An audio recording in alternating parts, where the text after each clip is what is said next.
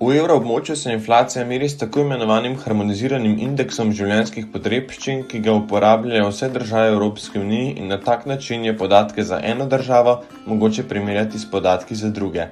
S to metodologijo lahko strokovnjaki Evropske centralne banke dobro spremljajo spreminjanje cen v gospodarstvu in na podlagi podatkov sprejemajo pomembne odločitve za vzdrževanje stabilnosti cen. V makroekonomskih projekcijah strokovnjakov Evropske centralne banke bo inflacija ostala povišana še dobršni del leta 2022. V naslednjih letih pa naj bi upadla in se stabilizirala na ravni pod 2% ciljem Evropske centralne banke. Novembra 2021 naj bi dosegla vrh in sicer 4,9%, od tega več kot eno polovico predstavlja energetska inflacija. Realna rast BDP-ja v evroobmočju se je upočasnila, glavni razlogi pa so izrazito zvišanje cen energentov, predvsem goriva in plina, ponovno povečanje okužb z COVID-19 in pa motnje v svetovnih dobavnih verigah oziroma ozkih grlih. Dogajanje na vzhodu bo imelo pomemben vpliv na gospodarsko aktivnost in inflacijo prek višjih cen energentov in primarnih surovin, motenj v mednarodni trgovinski menjavi in šibkejšega zaupanja. V začetku leta bo rast BDP-ja šibkejša, a se družba in gospodarstvo vedno bolj uspešno spoprijemata s pandemijo. Projekcije predvidevajo, da bo gospodarska rast znašala 3,7% v letu 2022, 2,8% v letu 2023 in 1,6% v letu 2024. Po osnovnem scenariju v zadnjih projekcijah je bila inflacija precej popravljena navzgor, tako da bo medletna inflacija predvidoma na ravni 5,1% v letu 2022, 2,1% v letu 2023 in 1,9% v letu 2024. Razmere na trgu dela so se v evroobmočju v tretjem četrtletju leta 2021 izboljšale. Porast povpraševanja po delavcih se je odrazil v višjih stopnjah prostih delovnih mest. Zaposlenost se je v tretjem četrtletju leta 2021 medčetrtletno povečala za 0,9%, kar je drugo največje medčetrtletno povečanje po letu 1999. Stopnja brezposelnosti v evroobmočju znaša 7,2%, kar predstavlja več kot 11 milijonov brezposelnih znotraj evroobmočja.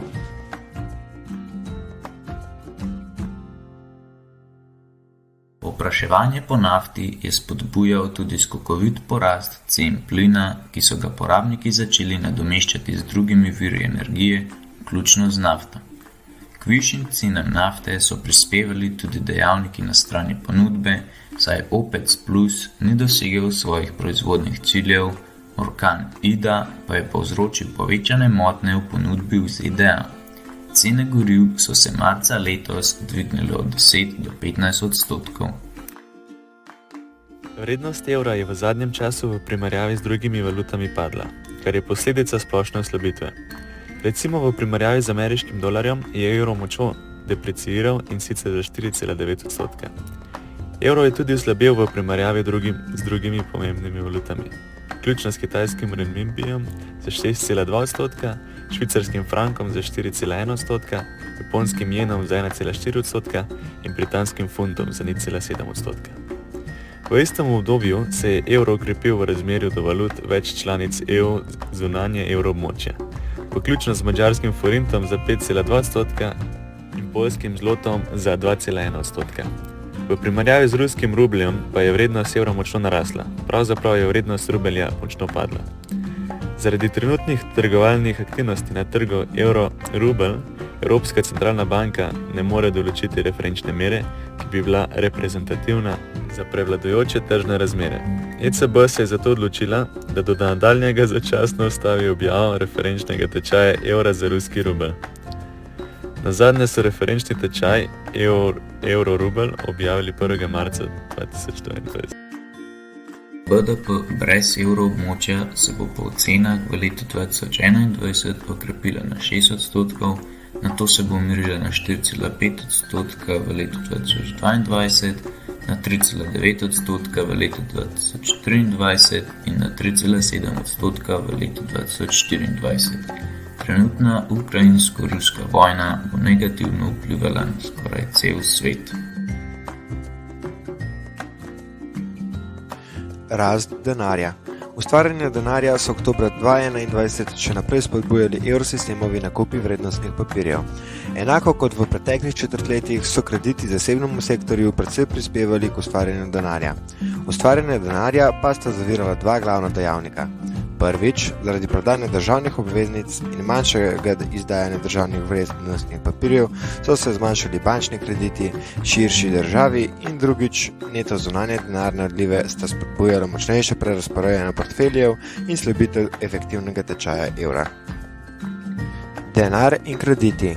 Rast posojil zasebnemu sektorju se je nekoliko povečala, kar še vedno spodbujajo ugodni pogoji financiranja, medtem ko so potrebe po obratnem kapitalu spodbujale kratkoročnim posojilom. K temu je veliko prispevala negotovost pred četrtim valom COVID-19 in njegovim vplivom na evropsko gospodarstvo. Gospodinjstva so postopoma zmanjšala stopnjo varčevanja zaradi povečanja zaupanja potrošnikov. Rast posojil zasebnemu sektorju. Ugodni pogoji financiranja in izboljšani gospodarski obeti so spodbujali posojila podjetjem in gospodinjstvom. Hipotekarna posojila so vseeno ostala glavni vir zadolževanja gospodinjstev, raven potrošniških posojil pa je ostala umirjena. Predvidena javnofinančna gibanja. Koronavirus kriza je tudi v letu 2021 močno bremenila javne finance, a naj bi se po decembrskih makroekonomskih projekcijah strokovnjakov evrosistema javnofinančni saldo že začel izboljševati. Stopnja primanjkljaja, ki je v letu 2020 dosegla najvišja vrednost, 7,2% BDP-ja, naj bi se v letu 2021 po cenah znižala na 5,9%, v letu 2022 na 3,2%, nato pa se do konca obdobja napovedi v letu 2024 stabilizirala na ravni tik pod 2%. Po skokovitem porastu v letu 2020 se bo skupni javni dolg evroobmočja po pričakovanjih zniževal v celotnem obdobju projekcij in leta 2024 dosegel približno 90% BDP-ja, kar je višje od ravni pred pandemijo.